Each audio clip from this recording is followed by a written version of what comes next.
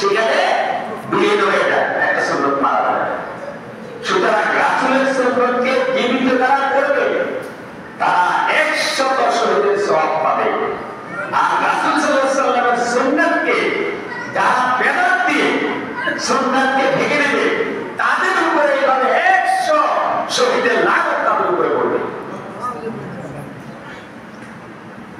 আদেশ শোনেন, ইন্না আবগাদা উমুরি ইলাল্লাহি বিদআ as-সুন্নাহ মাওয়াদি এই ব্যাখ্যা করেছেন।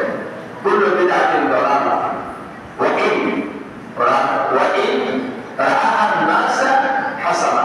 ইবনে ওমর রাদিয়াল্লাহু তাআলা বলেছেন প্রত্যেকটা বেদাত হচ্ছে যদিও সুন্দর হয়, বেদাত সুন্দর।